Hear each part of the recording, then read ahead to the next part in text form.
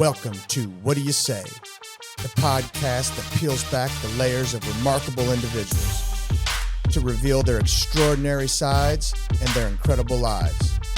I'm your host, Frank Termini, and I'm absolutely thrilled to embark on this journey with you. The podcast name's What Do You Say, but that's not how it's said. How do you say it? We say. What do you say? We say. What do you say? We say. What do you say? You got it. We say. Hey.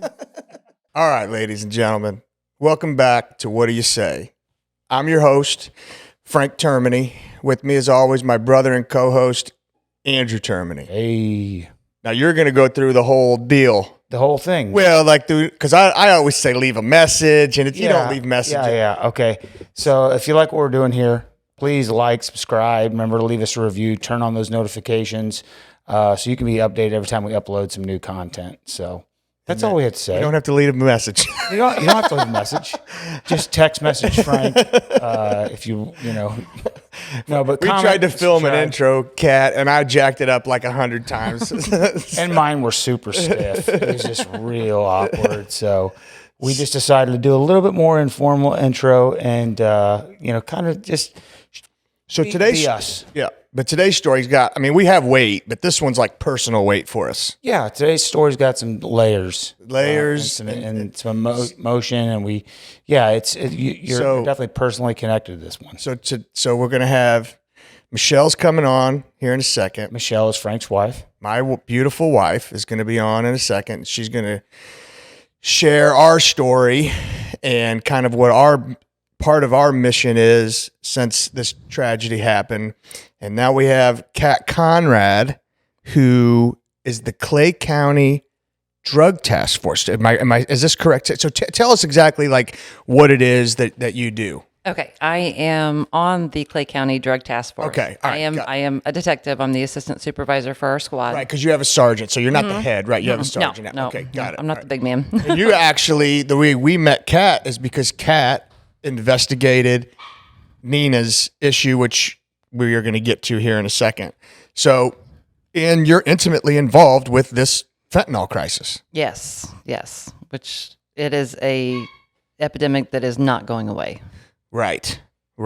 Okay, so where's Michelle just walked downstairs, so I'm going to go ahead and step out of frame here and let Michelle come on, and you guys can take over and run with it. Good stuff. All right. Good stuff. So we did the intro, and we kind of explained, a little bit, but for the audience, explain our story. What happened, what we dealt with, what we deal with every day. And then I'm going to kind of let Kat jump in because I have a lot of questions for Kat. And I'm sure you do too. From day one? Yeah, go ahead. Okay. And I may ask questions that I already know the answer to because you may miss something.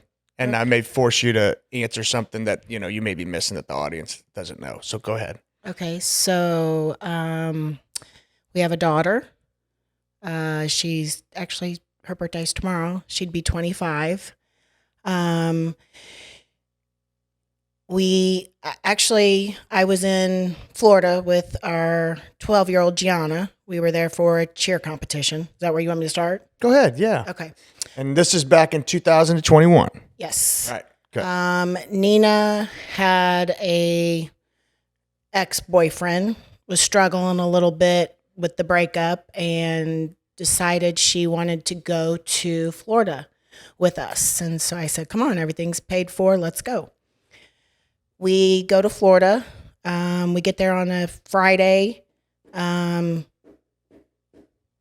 Sorry. No. I sneezed. Not the norm for Nina to not wear sweats. So in Florida, Nina puts on a bikini, and I realize how thin she is. That night, she starts getting sick. So from then, I'm thinking she has stomach flu because she's nauseous, can't eat, not feeling good. And she also had a history of stomach problems. Correct. She was in the hospital for like a week or so. It was 12 days exactly. Yeah, it was a long. Yeah, it was a long time because she had some major pain medicine, the whole time. pancreatitis. Right. Yeah. Right. Ended up having her gallbladder taken out later on. Yeah, she had stomach. So it wasn't anything that I wasn't Alarming. used to. Correct. Tried Sprite, soup, the norm, what you do for stomach flu. As it progressed, she got more intense with not feeling good. So symptoms got worse. And so it made me think something else was going on. So at that point, I started questioning her. She started crying and broke down and opened up to me that she had been taking Oxycontins for a year. So it was eating up her stomach. She wasn't feeling good. That's why she was so thin. I immediately, I think my mouth dropped, called you and said, I need help. I don't know what to do. At that point, I called Drew. Yeah, Drew. And immediately said, do not let her come home. She needs to go to rehab. Right. Because I remember he's like, hey, listen, if she's packed to go out of town, she's packed to go to rehab. Correct. He's like, don't even let her come home. But I think that's where I think Nina really did want help, because she could have packed something and didn't. She was having withdrawals. So you and I were on the phone. Atchison did not have a bed for her. So they had sister rehab centers, one in Boston, one in California. He said the one in Boston would be more of a better fit for her. They had younger people in there and older people, so it was just kind of a mix. So we bought a ticket, and the next morning, I put her on a flight to Boston. She had never flown alone, scared to death. Sent her to Boston. But if you remember, we weren't allowed to go. No, I couldn't go. So anything any type of contact we had was virtual.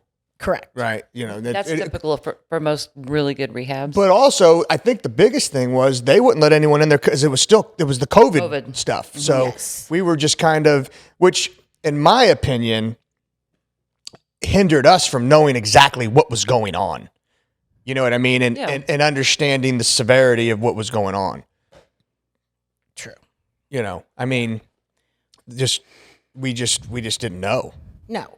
I mean, I didn't know anything for the simple fact that I had never dealt with, number one, addiction, let alone putting your child in rehab, and sending her off to a city that she knew nothing about and I knew nothing about. Yeah. It was just the lesser of two evils, in my opinion, at the time. I mean, Correct. what were we going to do? Correct. So she gets into Boston. They immediately take her phone and start treatment. She fought in the beginning, started doing the program. So within 3 weeks, I get a phone call and they say she's completed the treatment. And I'm like, 3 weeks and she's done? They're like, she's done. She can send her a ticket. There are some that are a lot longer. I mean, they can be up to a year. Yeah. Or longer. They should be. I mean, that's not something that you just, I mean, he'll tell you it took him 60 days to, recognize himself, So go on. So I book a ticket for her to come home from Boston. She comes home. Mind you, she lives in her own apartment at this time. So I tried to talk her into staying here, and Nina was a sleeper. She wanted her own bed, and I got it. So she had her own business. She was going back to work, getting her clients set up. In about 3 weeks, the night before we had talked, we were giggling. The next day, she was supposed to have a client at 3:00. So we had talked about going to get a pedicure about 1:00. But let's also talk about everything about her when she came home was better.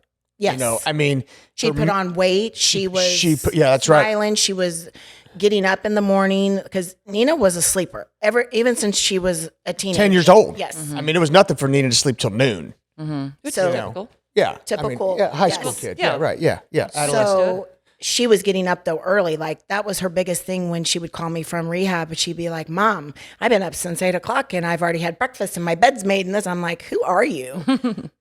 So Because I remember, like, if you remember the actual day that she had passed, we were sitting outside, and it was in the morning, and we were like, man, I just can't believe how good she's doing. Because she was coming over every day. She would go swimming. She would interact with everyone, because prior to, she was incredibly just distant. Which is also typical of people, struggling with addiction. So everything had changed, and so our guard was way down. I think I had so much going on with her, with the ex-boyfriend, that it was nothing for Nina not to call me every day we spoke. But to be crying or upset, I mean, if she was past due on a bill, it was like the sky was falling. So it was nothing like her to be very dramatic. Right. So the night before, so that day before she was here swimming, the night before she had went with her girlfriends to one of their houses and they were going to watch movies.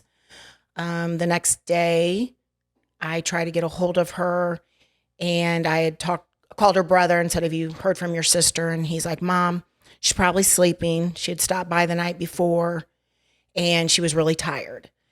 So I was like, okay. I can't get a hold of her.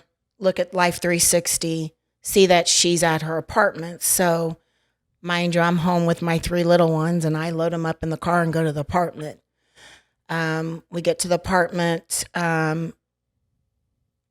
We go to the door, and it's got an outside patio type deal, and I can't get in the door.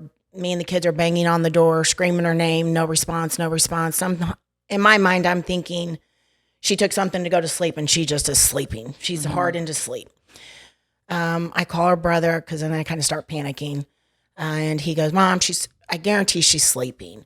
So I call maintenance, and they actually had someone on site, and he came, and we had put a lock at the top that you could only open from the inside. So he had a key, but when he went to open the door, the lock latched at the top. So we couldn't get in that way. And he's like, "I'm going to have to go through her balcony." So she was on the 3rd floor. So he literally, this poor man, he climbed up on the balcony, and she had left the door unlocked because she was on the 3rd balcony. There was no way to get in unless you climb. And he opened up the back door, came to the front door, opened it, and I just had this gut-wrenching feeling. And I told the 3 little ones to stay outside by the door, and I proceeded to walk in, and her bedroom door was shut, and he was just kind of standing there, and he's like, "I'll let you, go in." I don't know if he thought maybe just in case she was not dressed or something. So I went in and found her. She had aspirated. I screamed, cried, and walked out as fast as I got in, because I heard my 3 little ones running because they heard me scream. So they were screaming. The neighbor lady had come out, and she was a younger girl, and she asked me what she could do. And I said, "Just get my kids." She ran and got them, and I never went back in. I stayed outside, and by that time I had called him. I'd called her dad, and from that point, I think it's all a blur. I don't know. I don't even know who took our kids that day. I can't remember any of that. So this is, just something that we deal with, and I believe, the message that, we're trying to get out, and you're actually, boots on the ground with this. We started the 501c3 Nina's Wings, and, we're actually in the process of, really starting to hit education really, really hard, as far as, getting this message out into the community. And you've spoke to, tell us where you spoke. So this is where I met Kat in the very beginning. Right. So that's I thought. I did not know Kat. I know Kat's boyfriend, Joe Ortega. We went to college together. But okay, And his daughter is the same age as Nina, correct? Yeah, she's 23. She'll be 24 this Yes, year. and he had reached out to me and was just heartbroken because the girls were the same age. don't you got the microphone? Can't you talk into it? Yes. Yeah. Fireman Joe Ortega. He reached out to me and said, I really think that you need to meet my girlfriend and this could be helpful.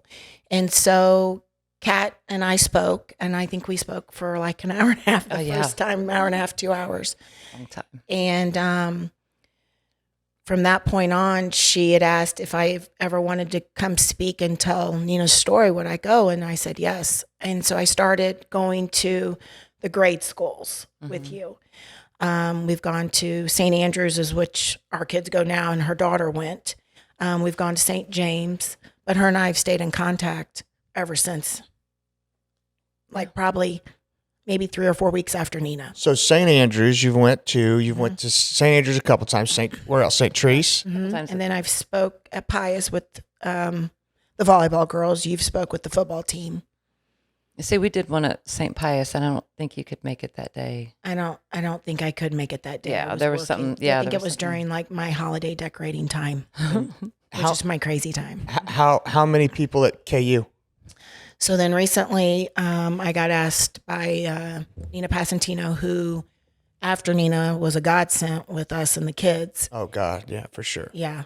And she asked me to come speak at her sorority because they've been having some struggle up there. And it was 200 girls. Didn't realize it was going to be that many. And then I got a phone call about a week and a half later at one of the fraternities that's next to the sorority and asked us to come speak.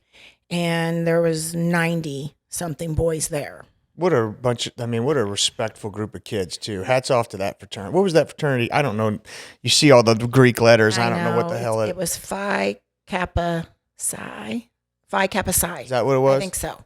I mean, just what a great group of young men. I was really shocked. They did not seem like I'm thinking like Animal House, and it was nothing like that, So it really shocked me, because I'm looking at these kids, and as I'm looking at them, I'm like, okay, you're trying to figure out like which one of these kids, or group of these kids is having this issue that we're getting this phone call for, because we weren't getting the phone calls for nothing.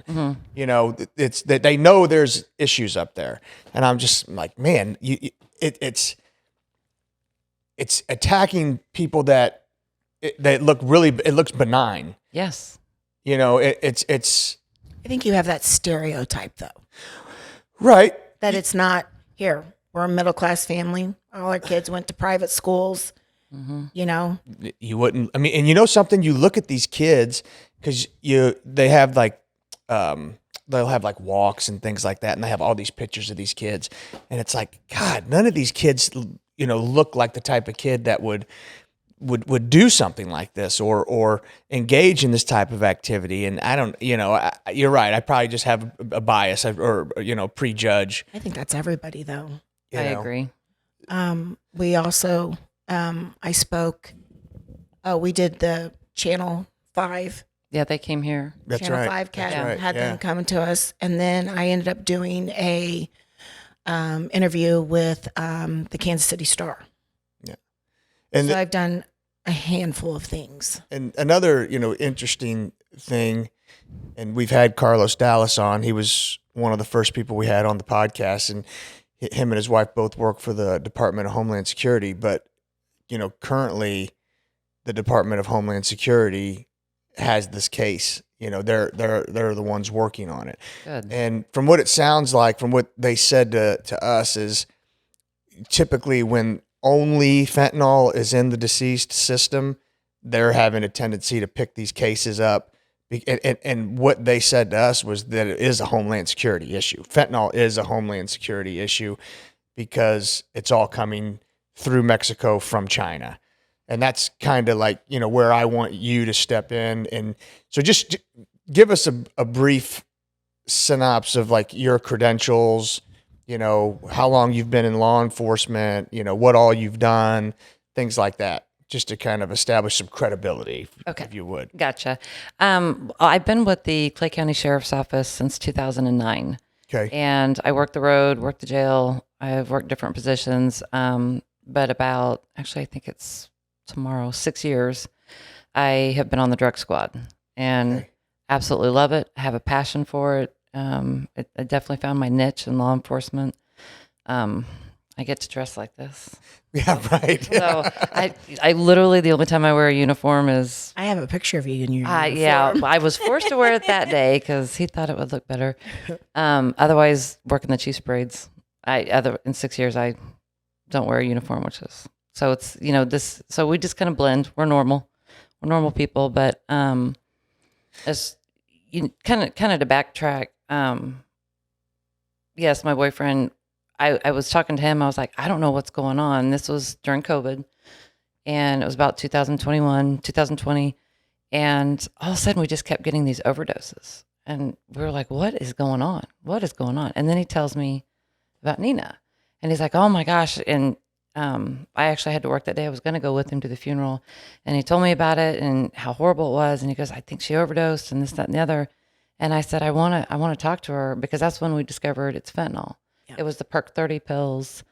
We were slowly getting ahead on what everyone was ingesting. And at the time, they were just smoking pills. Smoking pills. Mm-hmm. So talk to me. So what are they? So do they have to crush that up, or what are they doing? Well, I was a little confused too because I never thought you could smoke a pill. You learn something every day. Right. But basically, they take a little piece of aluminum foil, and at the time that was real popular were the little blue M30s, Right. Perk 30s blues. They're hydrocodone or oxy mixed with fentanyl is how that started. That's what came from, the fentanyl came from China, went down to Mexico. They process it the way not in a lab, but in the jungle, they're processing and then shipping it up here. And that's how it really kind of exploded. But they'll put the pill on the aluminum foil and light it. So they're freebasing it, basically. Mm-hmm. And that's why we call it chasing the dragon, because that's a good telltale sign that there's a fentanyl user, because either in a house or their vehicles, you'll find burnt foil and it looks like, dragon markings. So it floats around. Are you guys seeing any methamphetamine, cocaine, is the use of those drugs decreased? Are you seeing a decrease in that and an increase in your fentanyl, or is this a totally separate problem and the amount of people using methamphetamine, cocaine is not changing, but there still is this other sect of people who are using this fentanyl? Well, this is where it changed. I think COVID really did a spike in fentanyl, the Perk 30 pills, but now I haven't seen, because we adopt cases from either our deputies or other agencies, and I haven't received any Perk 30 pills in probably over a year, but it's all gone to powder fentanyl, and we're finding it inside cocaine, heroin, marijuana. It is crazy in marijuana right now, and everybody thinks, oh, it's legal. Well, they're lacing it with that. So at KU, they were saying the cocaine's really bad. Cocaine is really bad, right? It's kind of cocaine's been around for forever, but it seems to have spikes where it gets real popular again. Same with heroin. Heroin's real big right now. Like in my 20s, which would have been, when the hell did I turn 20? 2000. In 2000, it just seemed like you could go get cocaine as easy as you can go get a pop at Quick Trip. Mm-hmm. I mean, if you wanted it, you could just, it was that easy. Yeah. I mean, if you were in a bar, you could find it. Yeah. Somebody had it. Yeah. But, and I don't ever really leave my house anymore. But the times I do go out, I don't feel like of course, I'm married with kids now. So, my motives when I go out are much different. Yes. I'm mostly looking at the clock. Is it almost time to leave? but I don't know. Maybe it is just as bad as it was back in 2000, as far as these young kids and their ability to get what they want. It's accessible. It's out there, and meth is, obviously still real big too. But the trend I'm telling you is powder fentanyl is the big thing right now, and not only just straight powder fentanyl, but they are mixing it into other narcotics. Okay, so it seemed to me when Nina passed, a lot of these folks that were overdosing were not aware that they were taking fentanyl. Correct. And I still, to this day, would swear that Nina did not know she was taking fentanyl. I would bet she did not. So People now know they're looking for fentanyl. that's what I was. So now you've seen a shift. Yeah, because they develop that addiction and they want it, and these dealers, they know that's what they want, and that's why everyone carries Narcan now. So that's real life. So how are they getting Narcan? You can get it anywhere. Actually, I went and picked up a prescription the other day, and they've got it at Walgreens. You can get it. What are your thoughts You can on go to the health department and get I was it. gonna say they're giving it free at the health department. Yeah, you can go to the health department and get it. So what are your thoughts on that? I mean, do you think that's? I mean, here, It's kind of like giving condoms out at school. It's that kind of that theory of, are you condoning it? Are you Right. promoting it? right? If that's what you're going at. I think this day and age, you don't know what you're getting. I can tell you, I have Narcan. Of course, obviously, this is what I do for a living. I have it in my truck right now. Well, because you could accidentally get exposed. You've seen that. I've seen that happen with a cop. They had it on the news probably like 3 or 4 weeks ago. The cop opened up the trunk, the wind blew, and the next thing you know, they had to come and squirt this stuff up her nose. Yeah, I mean, it was awful to look at. it's real. It happens. And actually, just recently, my partner and I were exposed. So Really? So talk me through that. it was the last. I was supposed to be here last. I had to cancel because I was in the hospital. So we process evidence like when we adopt cases, and I literally had 3 different cases. I sat there and went through it. It was a mixture of, some of it was meth, some was fentanyl, some were I can't remember, heroin. I was working on it, and my partner came in, and she's like, well, I need to do mine real quick. She goes, it's a lot. And I'm like, oh, that's fine. I said, just lay it out. And as soon as she opened the bag, we were like, oh my gosh, what is that? Because heroin smells really bad. It's just got a distinct smell that smells really bad. And I was like, I don't think that's heroin. I said, I don't know what that is, but let's hurry up. And she's handling it, and I'm typing. We're literally closer than you and I are. And I kept having to put my face in my shirt because it was just overpowering. She was doing the same thing, and I was like, just make sure you change your gloves out. I'm kind of watching her at the same time. And all of a sudden she got this dazed look, and she tried to mutter out, I don't feel good. And I grabbed her immediately, pulled her out of there, dragged a chair out into the hallway, and I was like, talk to me. Are you okay? Are you okay? I go running for the Narcan, because we do keep Narcan on our evidence table. And I grabbed it, and she goes, I'm okay. She kept trying to say I'm okay, but she was not Dazed okay. and confused. Very dazed and confused. Yeah. And where it was set up, there was a lieutenant whose office was around the corner, and I started yelling his name. He didn't hear me at first, and I just ran in, but I wanted to keep an eye on her at the same time. So I'm trying to keep eyeballs on her, and yelled at him. I said, call 911 now. She's been exposed. And he's like, are you serious? And I said, yeah. And all I could think of is everyone's going to come in, and I've got fentanyl exposed everywhere. I have something that made her go down. So all I could do was find the quickest mask I could find. I threw it on. I don't even know if it was clean, but it was there. But this could still come through Yes. eyes and even through your I have skin. cuts, Yeah, anything right. like that. Okay. So I regloved, and we have these sealed packages, and I just folded everything and just wrapped everything up to protect everyone else who came in. And then when EMS got there, I went back to where they moved her to, and they're like, you feel okay? And all of a sudden I kind of realized, I was like, I don't feel so good. I just started feeling like heavy, like super heavy in my chest. It was hard to breathe, kind of like I had COVID, so it was real hard to breathe. It reminded me of that, but not. It was just very labored and everything was slowing down. And I thought, no, I'm okay. I didn't think I had inhaled it that much, but they took us and I went back to work. We were released that day and cleared. Well, not that day. We had to wait 24 hours before we. So did they have to Narcan you? No, I almost Narcaned her though.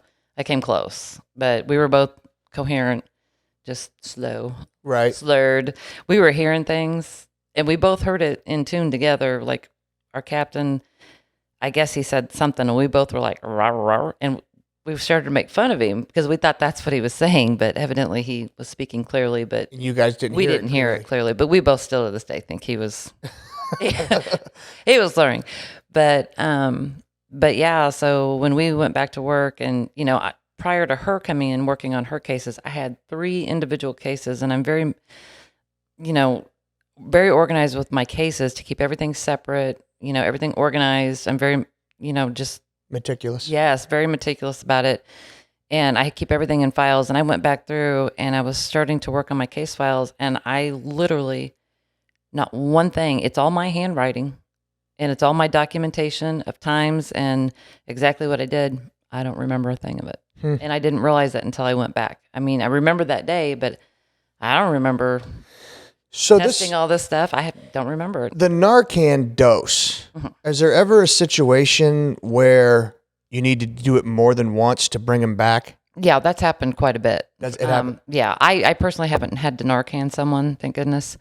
But we have heard of cases, even firemen.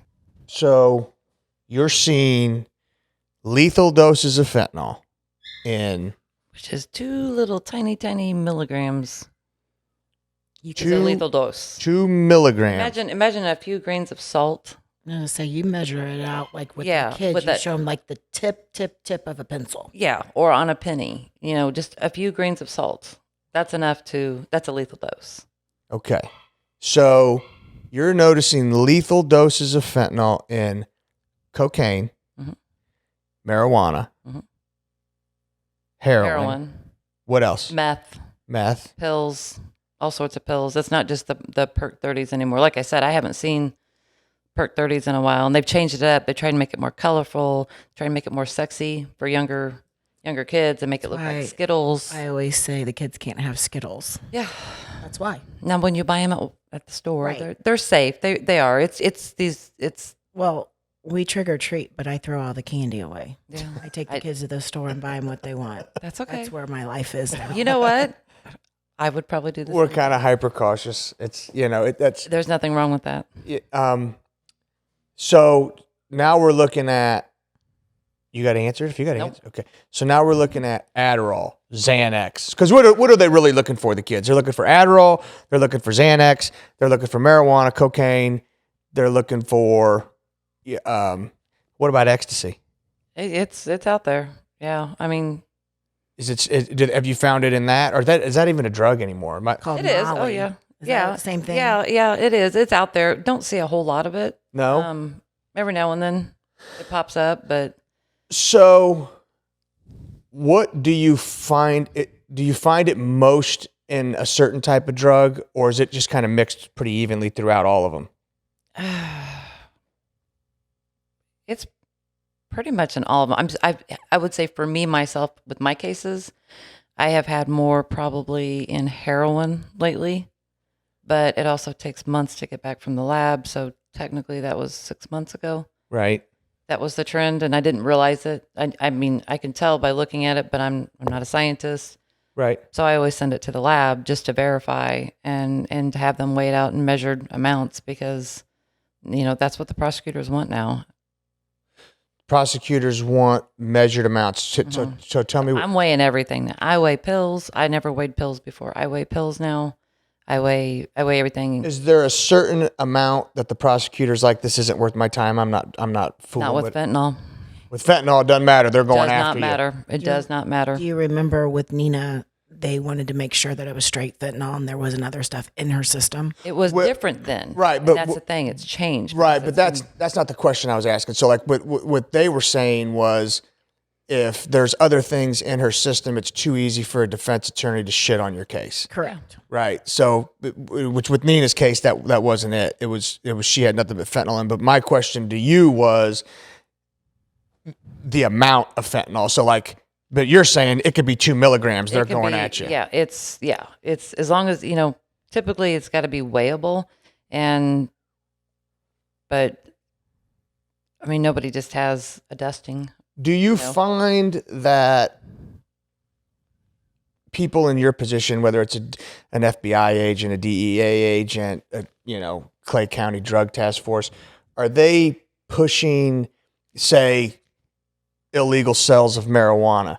Are they kind of like, hey, I can't really fool with this right now. I got too much other stuff that I'm dealing with as far as, fentanyl and all these other different things that are, killing people. Or do you guys have, some like a group of people who are targeting the sale of cocaine, the sale of heroin, the sale of or is it you guys are all going after? It's all of it. It's all of it. And I will say it is different now that marijuana is legal in the state of Missouri. Do you think to a that's certain made amount. it worse? Just an opinion here. That's why I think we're finding fentanyl in it, because it's easily hidden, because it's usually just kicked. Well, it's legal to have a little bit. So your question was the Since they legalized marijuana, do you see more? fentanyl. Mhm. I would think it's less. What? Well, the reason why I'm saying it is because now people could just go buy their stuff at the dispensary. They can. And if they do, there's nothing wrong with that. That is developed in a lab. It's controlled. Right. But when you buy it from some guy off the street, that's where it's not controlled. That's where it's not safe. Right. Even if No. you think it's your buddy, or whatever. Because your buddy's probably not cutting it. It probably was cut before your buddy got it. Exactly. And that's why we're seeing overdoses. Not that many, but it is in marijuana. So, large amounts, starting to pay maybe a little bit more attention to, just because we're finding it everywhere. What's And large fentanyl. amounts of fentanyl? Yeah. Okay. So, but with marijuana, like we got a tip recently that somebody thinks somebody's got to grow up and this, that, and the other. Well, you can have a certain amount. So it just depends. Can you? Yeah. You What's can. the rule? Don't ask. You don't know. Because I couldn't. I don't want to say it wrong. Right. So, of the certain amounts that you can But have. the bottom line is it's a little bit more lenient right now as far as marijuana is concerned. It seems like it. Yeah. Yeah. It seems like it. Just because it is. I mean, it's your constitutional right. Right. If you want to smoke marijuana, as long as your job doesn't care, and you can. Right. But I cannot. no, I understand that. Yeah, for sure. But I guess, and so what about, what are you noticing as far as, and what role do you guys play in interdiction?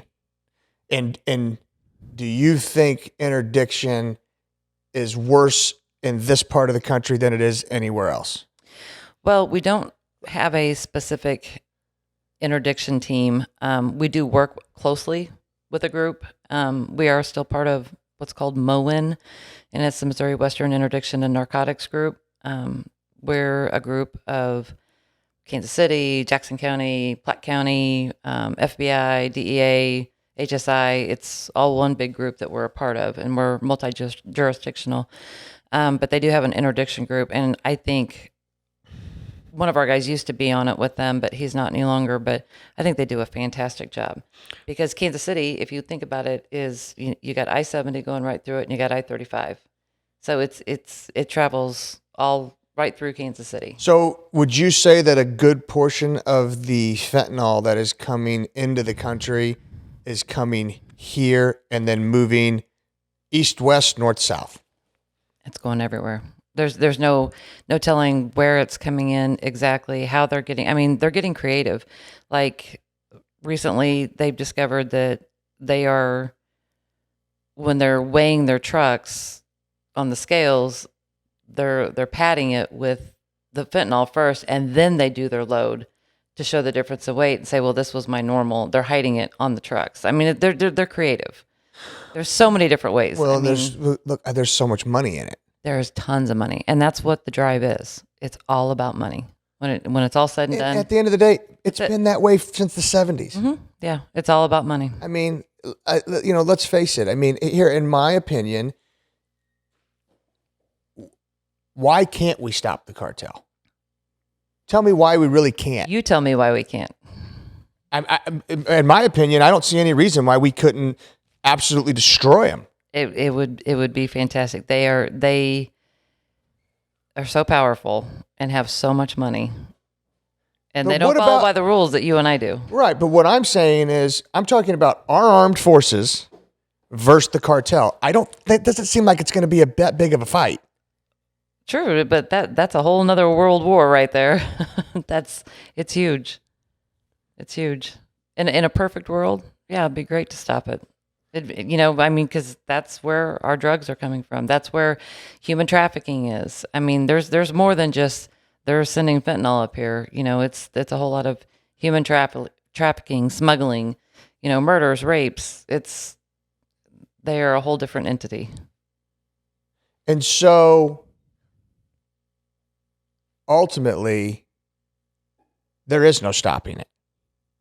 I wish there was. We're working on it.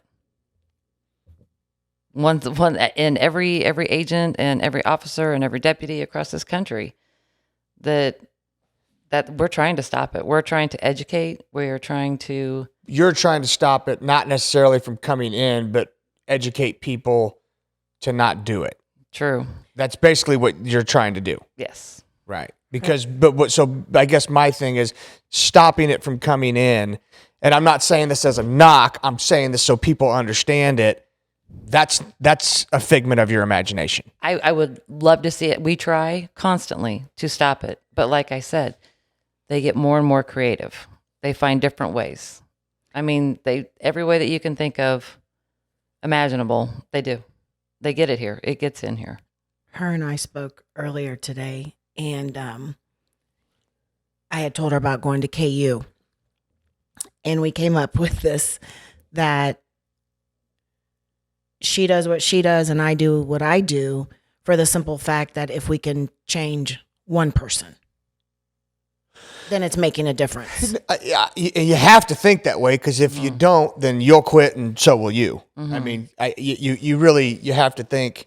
And, unfortunately, you always find the life you didn't save. You'll never probably ever know about the one you did. True. So, Because that's the biggest thing, is that people look at me and go, I can't believe that you talk about your daughter and tell her story. And it's not that I'm looking for attention. It's if I can help save one in a family not to have to go through what we go through day in and day out. well, yeah, because, people don't realize It never stops. it never stops. Never stops. It never stops. And, You can and put a smile on, you can go about your day, but it's still in you and it never stops. but they also don't realize the layers of it. Like, okay, so yeah, you have that initial loss and people get stuck on that. And then you don't get past, but you kind of move through that, and then you're stuck with, okay, now I have 4 other kids. One battling with anger, one battling with anxiety, one battling with a combination of both. One, having a difficult time get himself up out of bed in the morning, and you got your kids in therapy, and you're trying to work your own stuff out, and you're constantly also having to worry about them. And so it's this trickle down, and it's like, oh my God, somebody stop the bleeding. Right. And I think that's what people miss, Well, and that's exactly what one of the things we talked about earlier that I was explaining to you, that people don't realize. And if we can get out there, your story, my education, whatever to get across to people. And it's something that I've said in the high schools, especially the older kids. It's harder for the younger ones to get this across. But I'll tell them, think about your mom, think about your dad, because I think about you guys, about how it's affected. I'm like, the loss of your siblings, and I try and drive that home of, oh, wow, by your choice to do drugs and make that decision, you are going to destroy your family.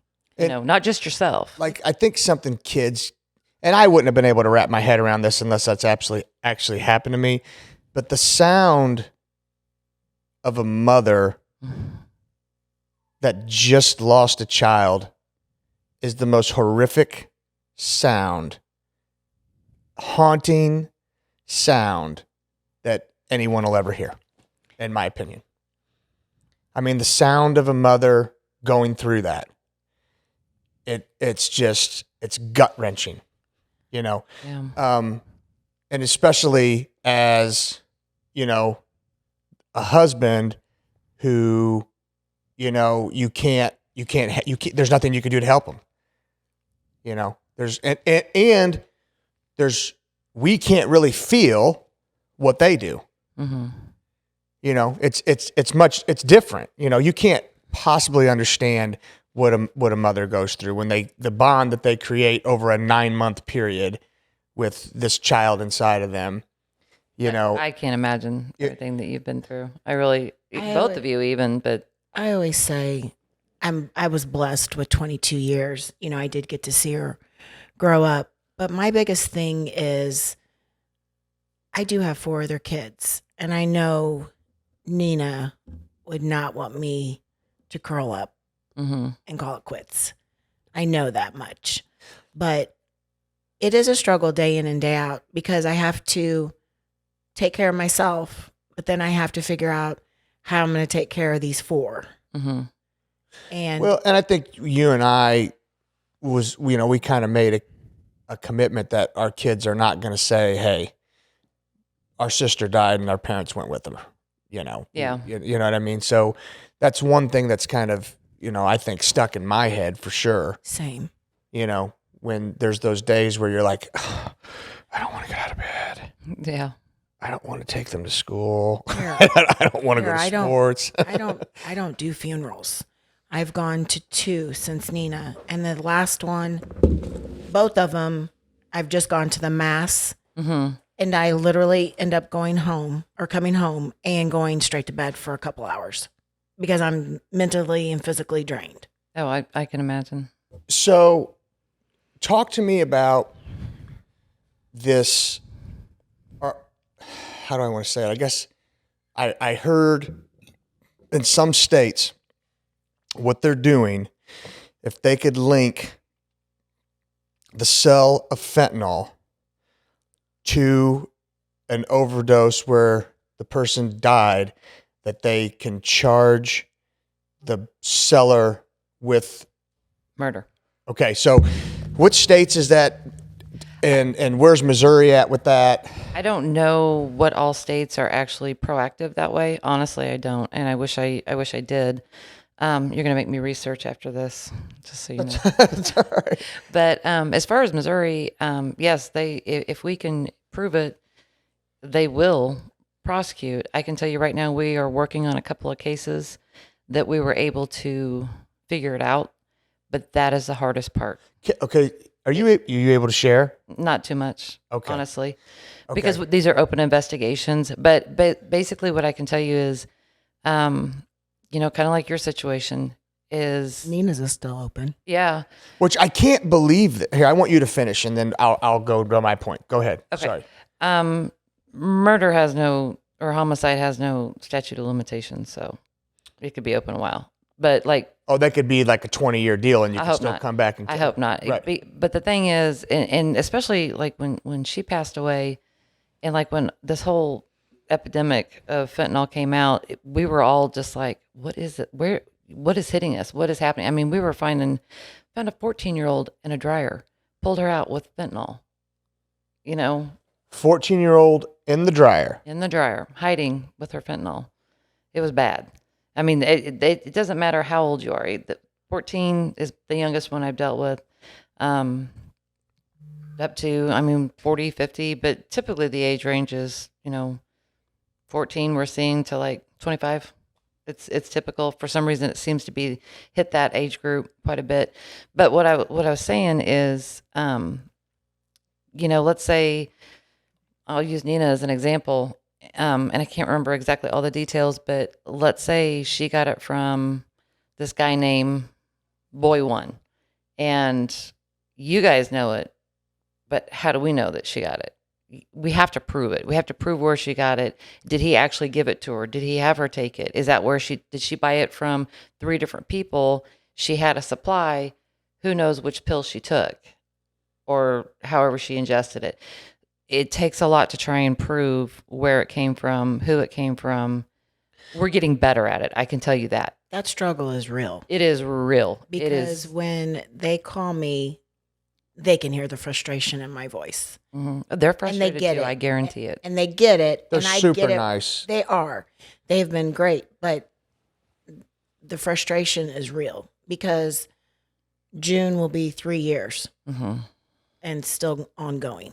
And they have it down to 2 guys that's confirmed in her phone, Mm-hmm.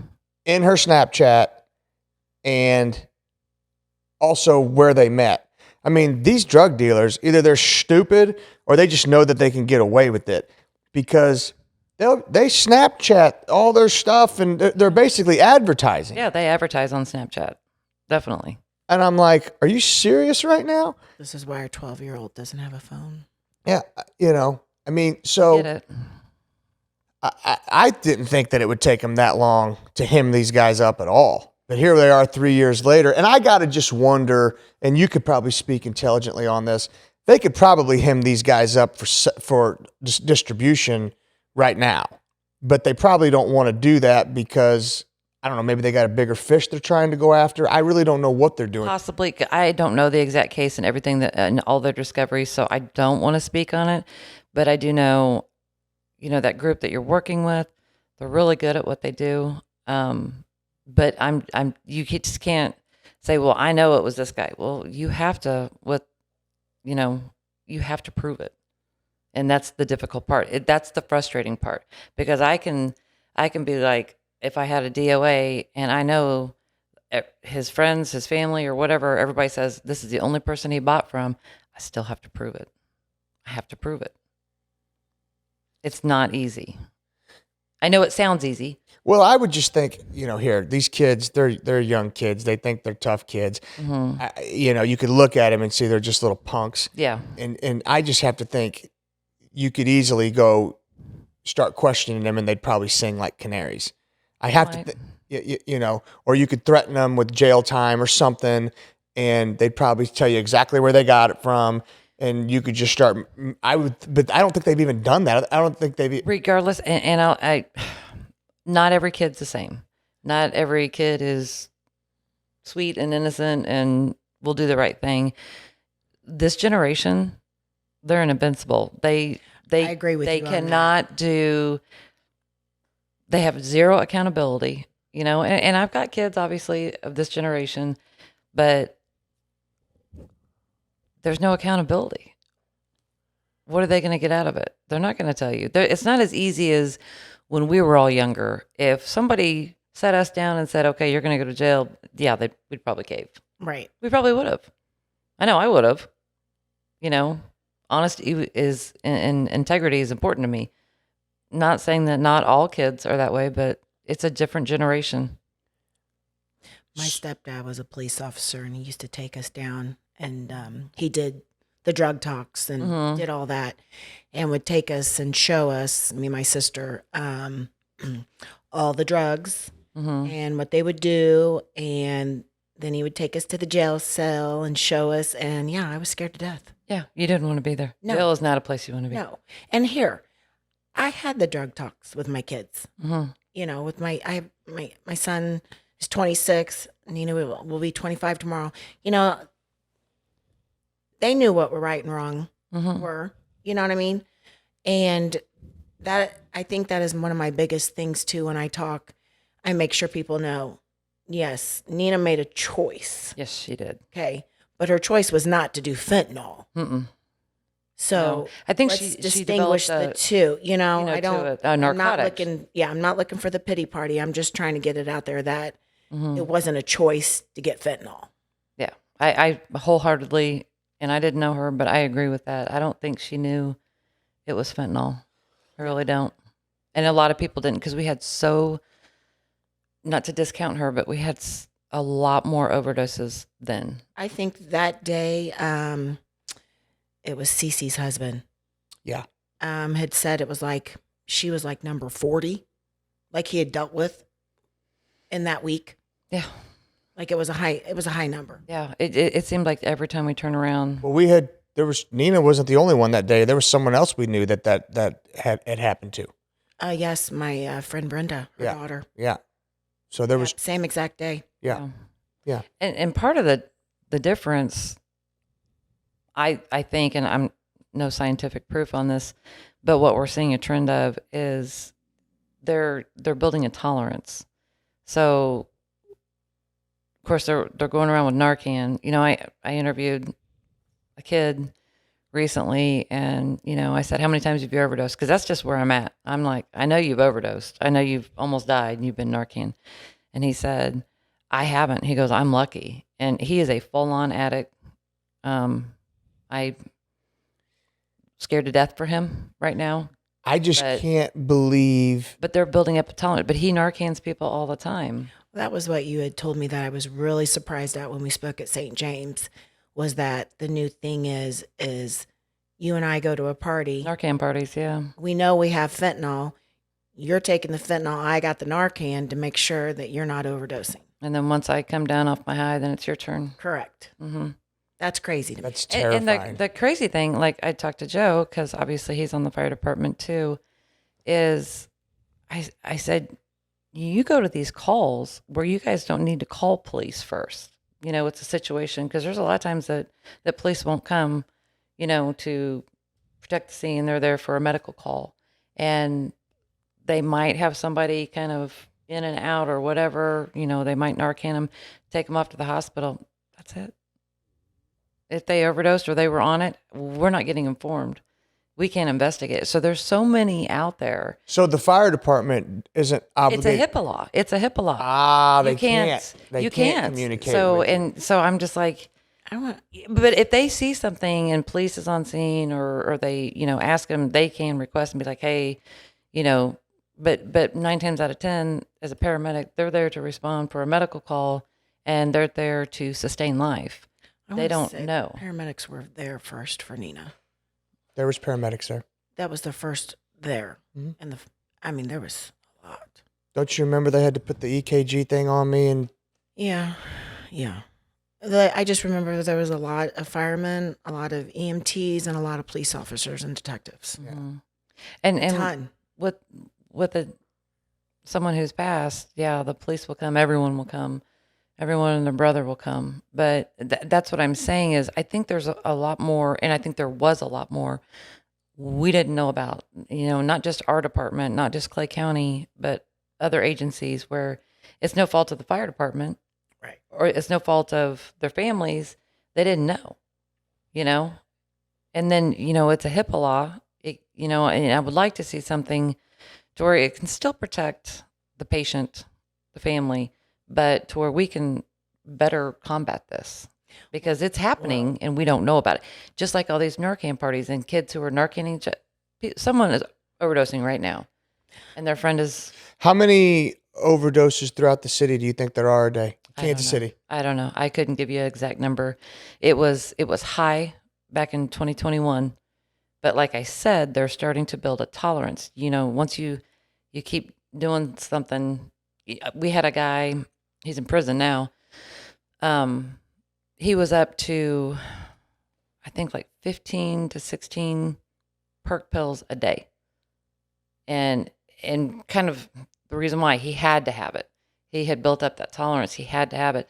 And I was going to say earlier, when you're talking about Nina being sick, she's dope sick. That's what it's called.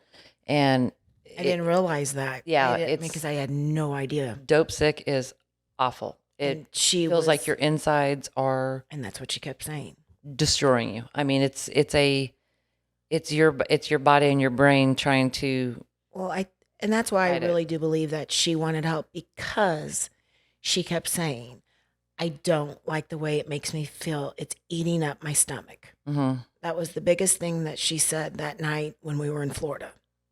Yeah, I can imagine. And I would not be surprised, you know, maybe she didn't bring it with her because she didn't want to get caught with it. or maybe she was trying to stop on her own. I think that was the case. And I think that's why this is just my Because opinion. here, It's not I fact. mean, she people knew can what, travel with pain pills. as long as they're in a prescription bottle. Correct.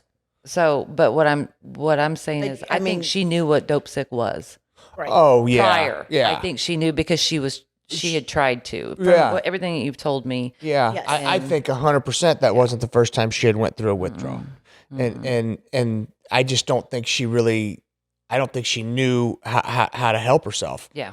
You know. And most people don't. Yeah. No. I think that was my biggest though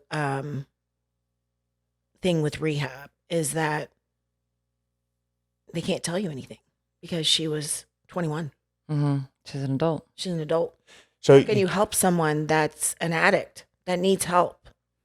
Well, and that's kind of my brainstorming. We'll talk later Yeah, about that. I mean, that was my biggest thing is that how do you tell me she's ready to come home when if you look at her journal, she had a written journal and I went through it and I wouldn't have sent her home. yeah. So how do you determine that? I don't know. Is that an insurance thing? Is that she passed all the A's and B's and C's to Well, they no longer can provide services? yeah, well, that's funny because the rehab center would never call me back Well, because after I tried to reach out. Never got charged either. well, that's good. But I mean, she is an adult, and that's just like with everything else. You run into this. I have to issue. wonder if they knew that there was some negligence on their end. Had to have been. Because I could never get The a whole call civil back. thing, that's on you guys. I don't know. No. That's a civil Well, matter. if we were going to do something, Yeah. I mean, that's not going to make us any better. Feeling, No, it's so. not. But with that being said, which is kind of along the lines we talked about earlier, is you didn't feel that she was ready. But I don't know what happens to a lot of people when they come out of rehab, and I think Andrew? they need a better resource once they are out, instead of just like, okay, back to normal life, let's go. This is just baffling to me that we're in a situation where, I mean, if you would have told me 20 years ago that we were going to be in a situation where people are knowingly taking medication that they know could kill them immediately, I would have said there's no way. I agree. I like this kid I just recently interviewed. I'm in cop mode. I'm talking to him, and it hit me. He was so drugged up. I knew him from being a kid and going to school with my kids. And I was like, no.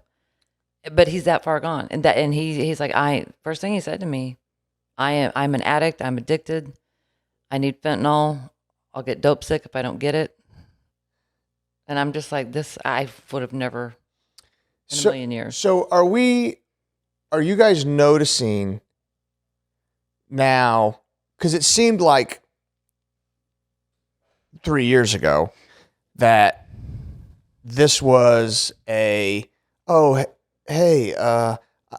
going to try a Xanax. Oh, and two kids who maybe have never done drugs before, both try Xanax and, one of them dies and one of them, nothing happens to them. And they weren't necessarily drug addicts. They weren't even necessarily regular users or anything like that.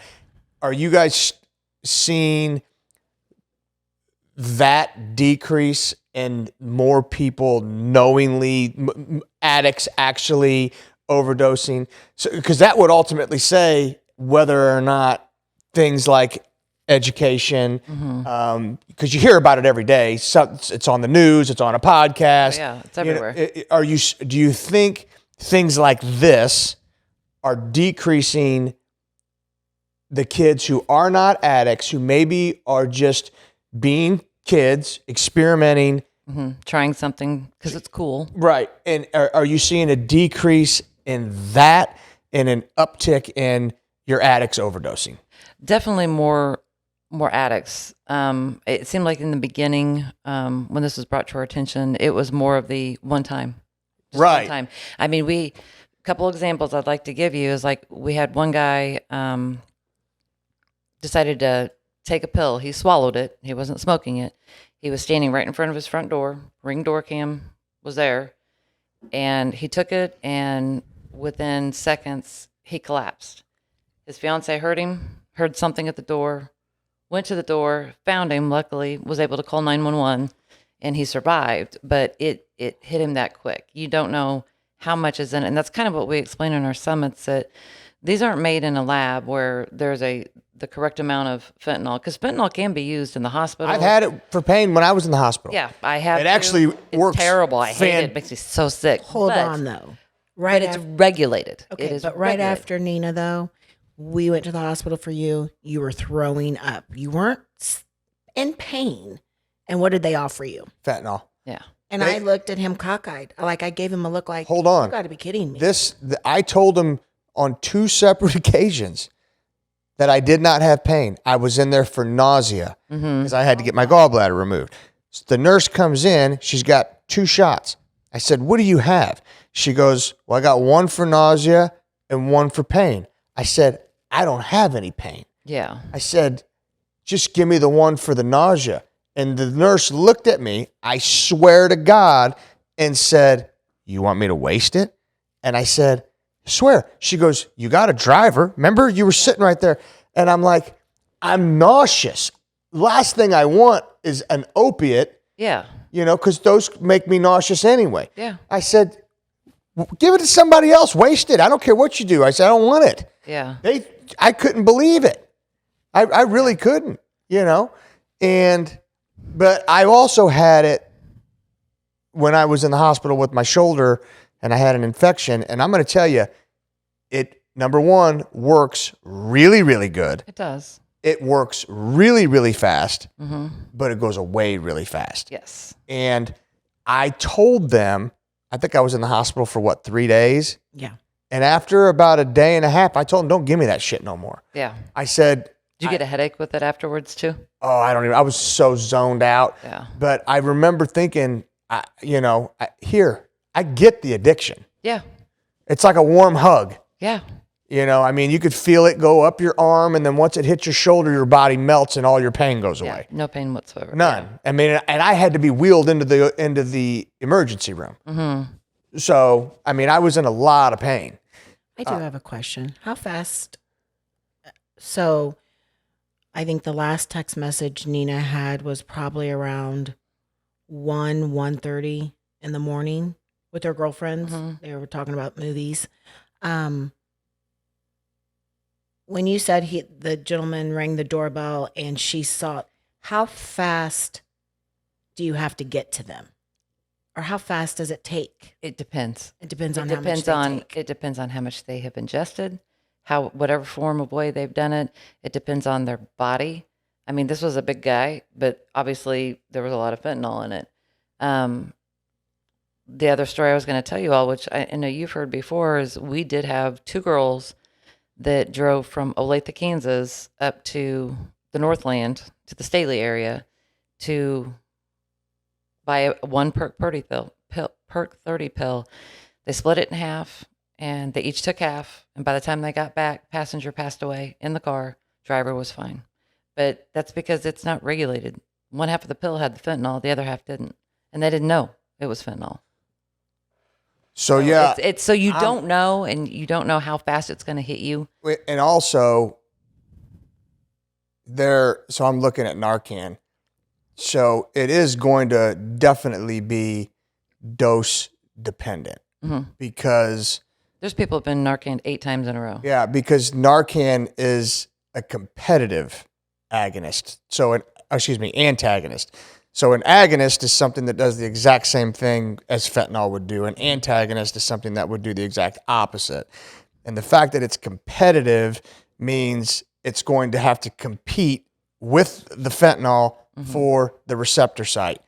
To open up those receptors and get you functioning again. So if you don't put enough into them, it's like if it was non-competitive, that means it doesn't have to compete for the site. It automatically gets it. But since it's competitive, I could see you'd have to Narcan the shit out of somebody sometimes. And sometimes it can take just one time. Sometimes it can take multiple. It just depends. I can't give you a reason why. Yeah. I really can't. It's the makeup of their body. It's just like alcoholics, between men and women, how the alcohol is broken down in your body. It depends on how fast your metabolism is. So I want to ask this question because I've heard this stat over and over and over again. 42% of illegal drugs are laced with lethal doses of fentanyl. I would think it'd be higher. You would think, okay, so 42%. I think 42% is very high. It is high, but maybe just we're seeing it everywhere. I mean, it's like I said, it's in everything. So 42% of drugs that you would buy from a drug dealer have lethal doses of fentanyl in them. That to me is just, I mean, unbelievable. And so what would you say over the course of since 2021, let's say, because that's probably when you really started to See that? Yeah. What would you say is the number one street drug? Could you rate them? Is it cocaine, then heroin, or is it Fentanyl is the most popular thing right now. Fentanyl's right everywhere. Right, but the ones they're lacing it with. the one they're lacing it with. Which one's the highest? Then is cocaine the one that's got the most laced fentanyl? Is it heroin? Is it marijuana? Is it Xanax? Is it Adderall? Or are you just seeing an equal distribution throughout? I would say, me personally, I have seen it mostly in meth, heroin, and cocaine. Those three. Yeah, is what I have processed and sent to labs, and what I think is what to the visual eye looks like meth to me, or looks like heroin or cocaine, and cocaine looks a lot like powdered fentanyl. How do they check it? The labs, the lab is very distinct how they do it. How I check it, which, by the way, since we had an exposure, we have a whole new policy at work now, thanks to me, and I'm glad for it. You cannot process evidence by yourself, because I used to process it by myself all the time that on a makes weekend, sense. and nobody's there. Yeah. Yeah, so I could have fallen out. Anybody could fall out at any I time. remember them going into Nina's and they were completely gloved, masked, Yeah. booties on their feet. I mean, and no one else could go in at that point. Well, at that That point, could it's have also also been a crime scene. Right. That's a crime scene. But I'll answer your question. But we did a search warrant recently on a fentanyl house. We knew it was a known fentanyl house. We actually simultaneously hit two houses at the same time, exact same time. And they were one block over from each other. And we started getting into this house. And all of a sudden I was like, we need to glove up. We need masks on. I mean, and there's been a few houses that it's like, no, we need masks. It's bad. You could just see it just floating everywhere in the air. You're kidding. But they just, they're just kind of, they're so high. They just got it. They got it everywhere. So Do you think unreal. it's getting through to these kids? Well, here, I think so. And the reason why I think it, I will tell you, I think my biggest audience that I feel like I really captured was the sorority girls. And I say that because, I mean, I go in, I'm not a public speaker. I just tell my story. And the girls, after I was done speaking, came up to me and said, I can't imagine my mom living this nightmare that you're living. And that has stuck with me because it is a nightmare. And I didn't choose this. But I think they realize, that their choices would affect everyone. affect, yes. And I think I kind of did that to you at one of our summits. I wanted to drive that home. Right, because they've had speakers and they're like, they just give statistics and, they have your typical drug talk. And they're like, we want someone that's talking from the heart. And that's literally. well, yeah, they want you to tap in on the emotion. Yeah. But I think, because like your daughter was there, and I was like, how do you think it affects her? Yeah. I mean, and I always ask, who knows of someone who's overdosed? And it's amazing to me, 6th, 7th, and 8th graders, even at St. James, Yeah. kids were raising their hands, and I'm like, why are they exposed to this? I didn't know. I never knew anyone that overdosed when I was that age. I didn't know anyone that overdosed till I was Shit. In my I was in my 30s. Yeah. Well, I didn't even know fentanyl was like a real, like that was what they were doing until after Nina. I had no clue. It was new. Here, I mean, it's been around, but not the way it has been. They found the market in it. no, my mom actually sent me it was some news article about it. Mm-hmm. And I had read it, and I remember I sent it to Ross, Joseph, and Nina, and I sent it to some of the football players, I would always send them stuff, just random something. I would say like the vaping, when the vaping started, with the lungs, and That's I would the other send thing. I would send them articles just so they were aware of what was around them. But you know what was crazy? When this whole thing came up, I never thought fentanyl. I never thought, oh crap, maybe we need to make sure. Mm-hmm. No, not in a million years. That's what I didn't even know it. And I don't think it was more than like 4 weeks prior. My mom had sent that to me, and then I'd sent it to Nina and Ross Joseph. It was just hitting then. That's the thing, is that it exploded in our country. I couldn't believe I didn't think, oh man, this could be maybe it's a fentanyl issue, because we never even asked the rehab. No, Of course, they weren't going to tell us anyway. no, you I know. knew after talking to her the pain pills, but it really started. It was during COVID, Mhm. like being cooped up and not being able to go anywhere and do anything, and So many people were isolated. yeah, and the boyfriend was taking them, and that's how it got started. Mm-hmm. Well, and at the end of the day, And I'm not pointing fingers. I'm just saying No, he was taking them, and he was like, "Here," and Yeah. so that's how it all got started. Here, that the whole COVID thing, there's no telling how many people died indirectly from COVID, right? Like not even necessarily the virus related, just what was going on in society at that time. Mm-hmm. Well, here, after Nina trying to get the kids into therapy, luckily I had that the therapist that referred, and because of the situation, took on our kids in therapy. But 'Cause we couldn't even find a therapist. because everybody was booked up because of all the COVID kids, basically. Yeah. Were traumatized. Yeah.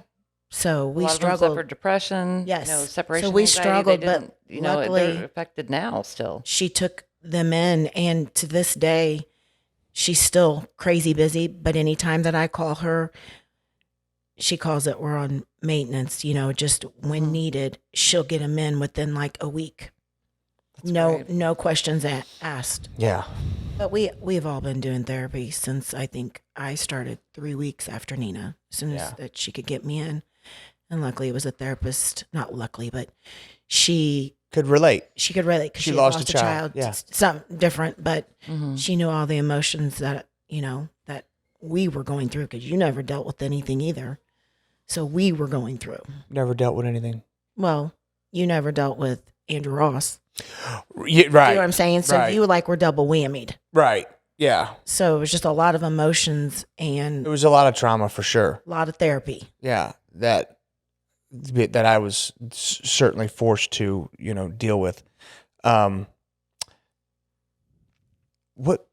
Testing. Oh, how we test it.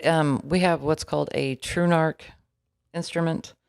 And it's basically a very expensive, small piece of machinery, but we can, and I can't remember the exact percentage of how accurate it is, but I have a practice that, like when I train people, and now I've got everyone doing it thanks to our issue.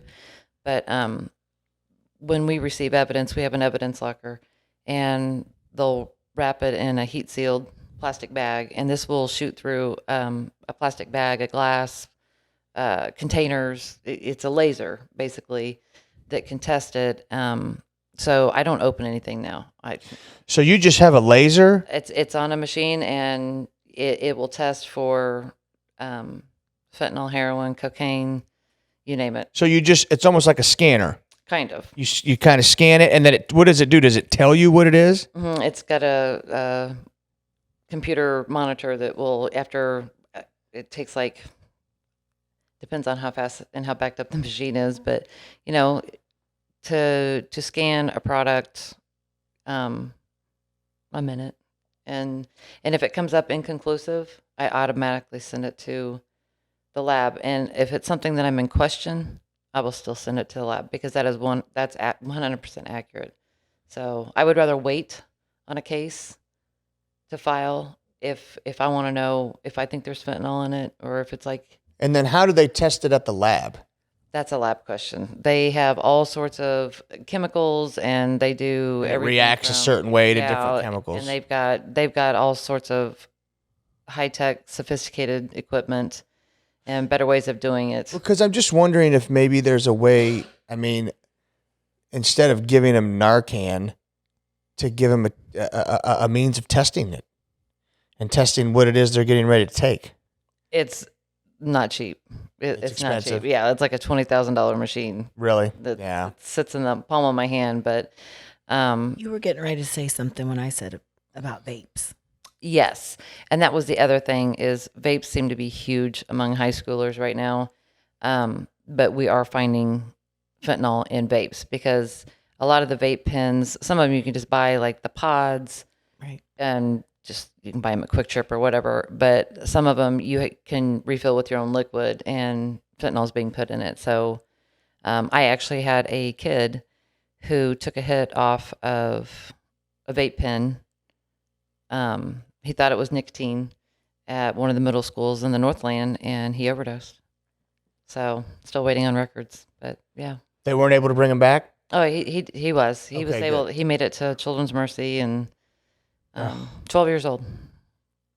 So and did it in school. So See, I just think it's back now, everywhere. I don't think drugs, I guess, were as bad. Shoot. that was Sorry. really loud. That was I me. know. It was a gong. Go ahead. Were as bad when I was younger. Like I remember getting the drug talk, and Here. but I just don't. I could remember seeing marijuana. You could count on one hand how many times I saw marijuana in high school.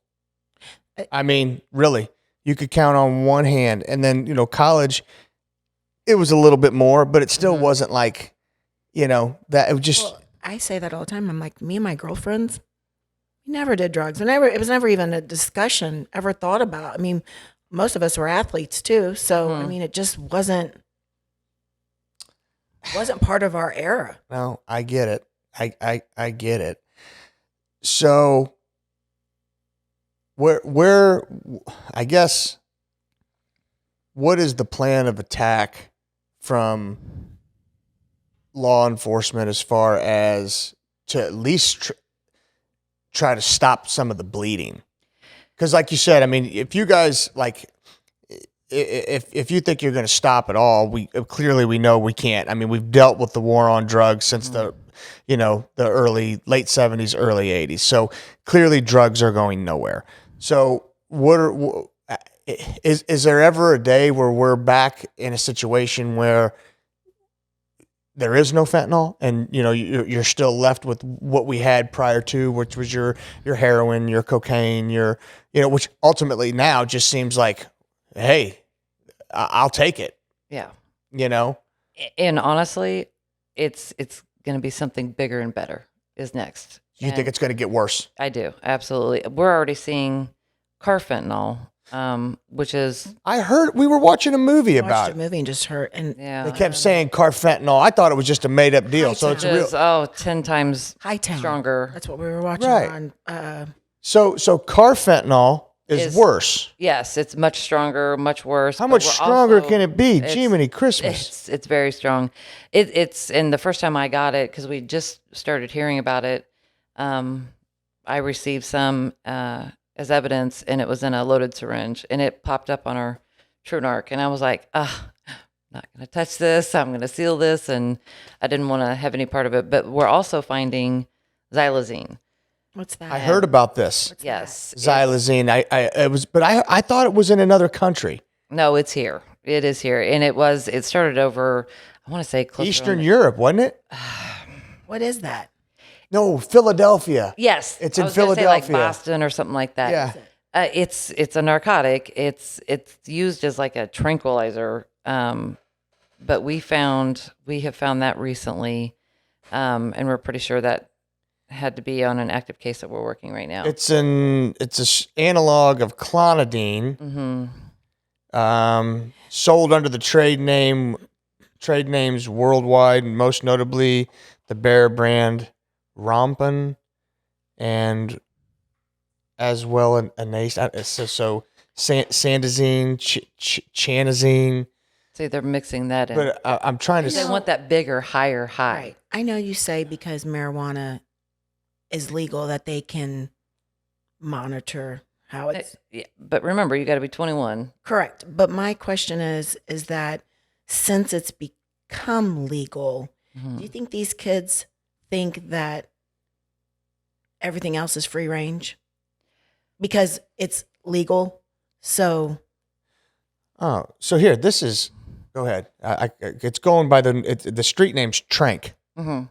Yeah, and it makes them like zombies, It- like literal zombies, and like It's eats a- you from the inside out. It's a non-opiate sedative analgesic muscle relaxant that has only been approved by the FDA for veterinary use. Yeah, it's like a horse tranquilizer. Yeah. Vets use it. So, but And yeah, now people are using it. now people are using it, and people are overdosing from it.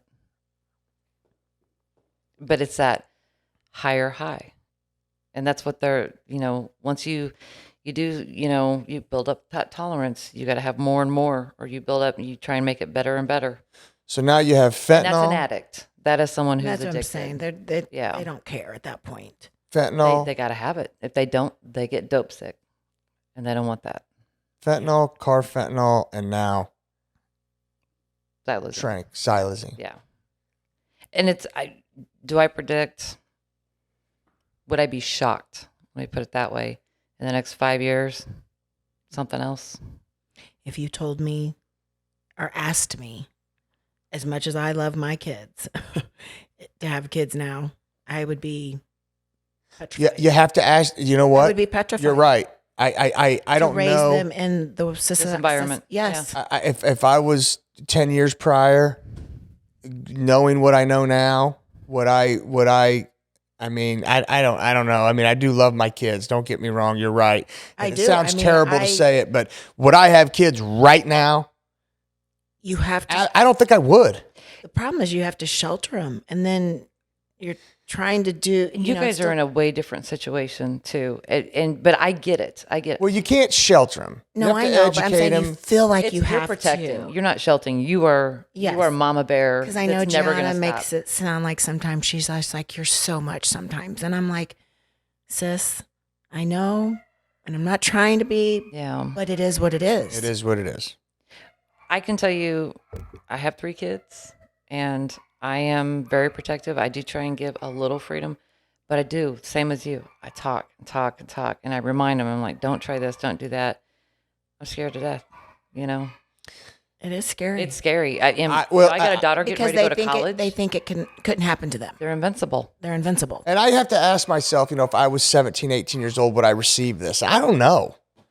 I mean, I don't know if I would or not. I mean, I really don't. And that's why I think the way she tells it is such a bigger impact. That's why I've asked her to come, because it's not me just saying, "Oh, don't do drugs." It's not cool. And I've gone up there and I've explained to them, it doesn't make you cool. It makes you ugly. And I literally, because especially high school girls and boys, they care more about how they look and their image And being cool. And I keep trying to change up that slideshow. I want to show before and after pictures because it eats you up. It makes you look terrible. Yeah. It makes you just age. Oh, it's awful. It's awful. It's awful what it does to you. I mean, and so I think a visual Yeah.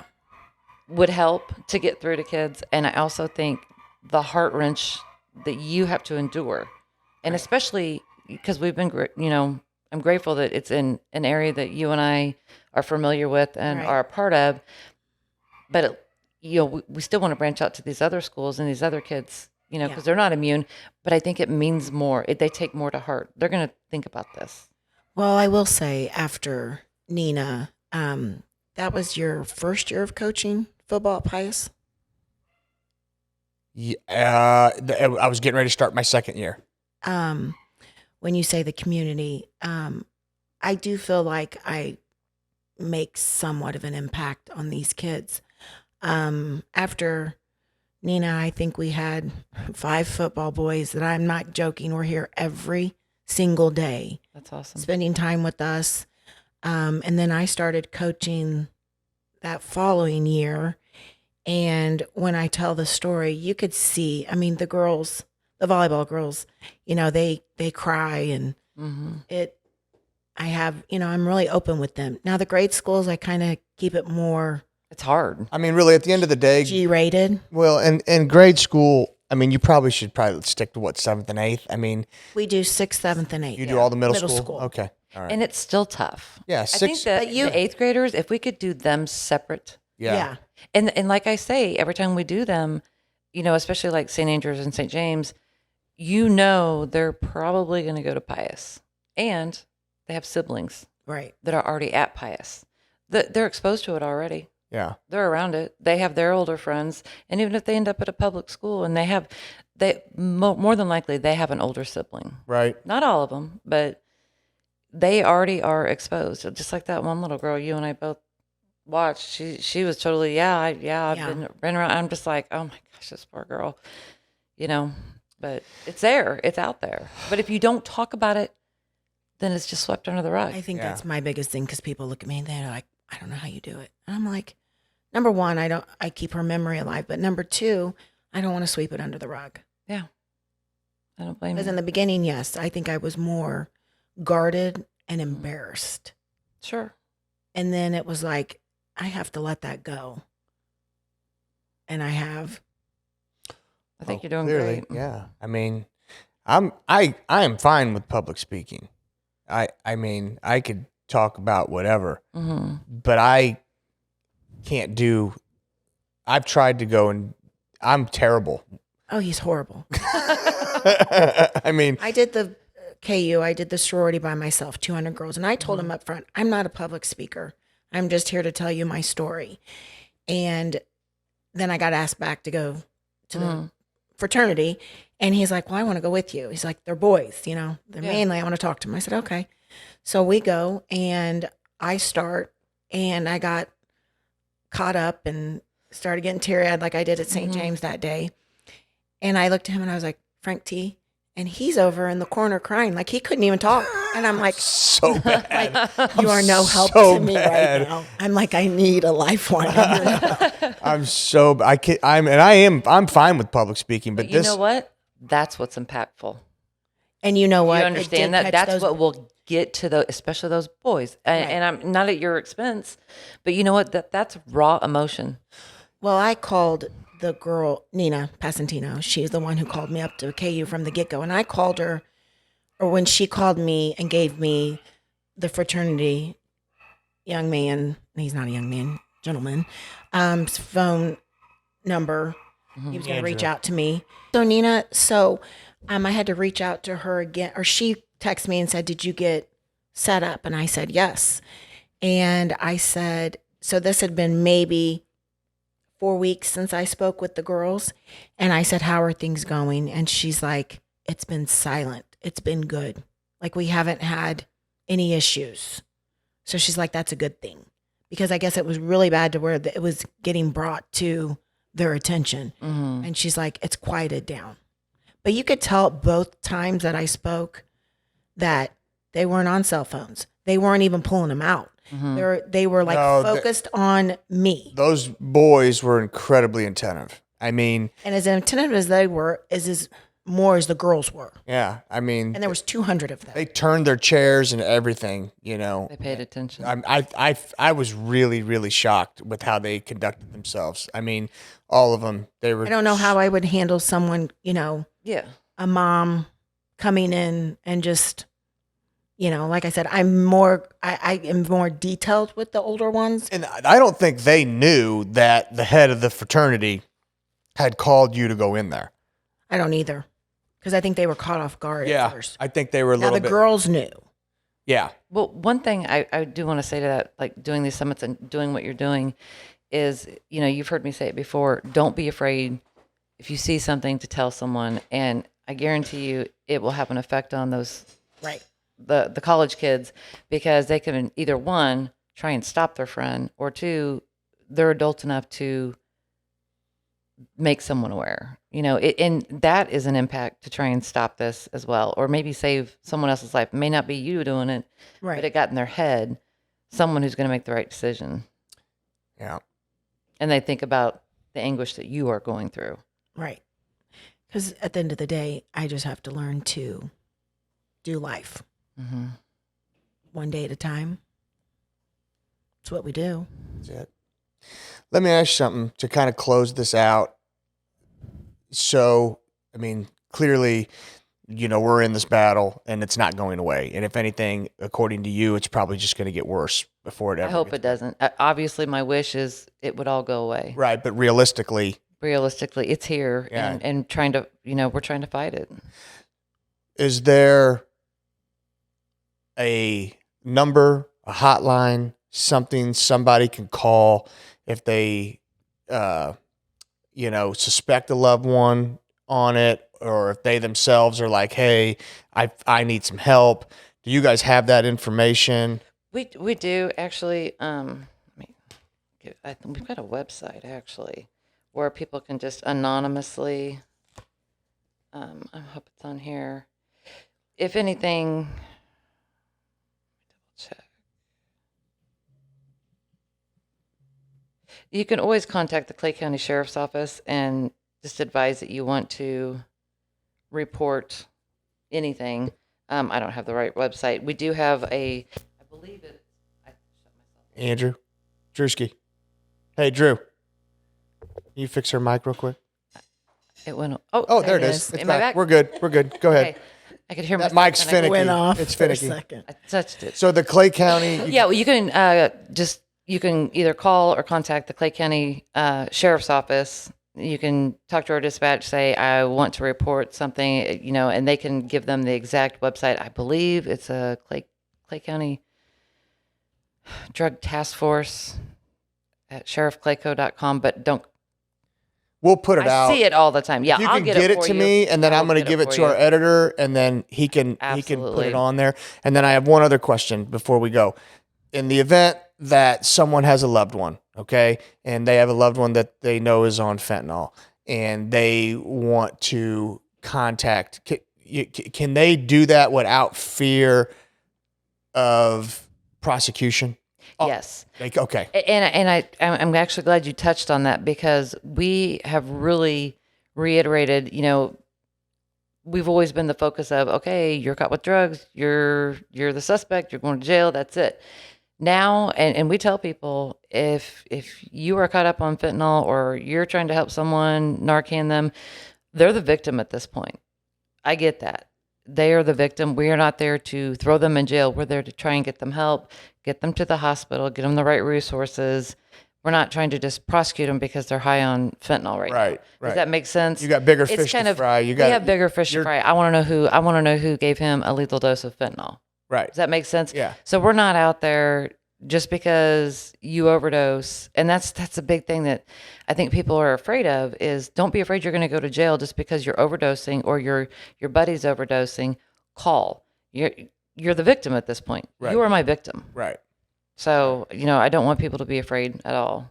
So, Kat, thank you very much. well, thank you It's for been having me. informative. Michelle, I know it's hard. It's maybe harder for me than you because I'm just a big baby and I just can't, she's just stronger than me. So, but You both are strong. You guys. thank you. I appreciate it. Thank you for having me. Okay. All right.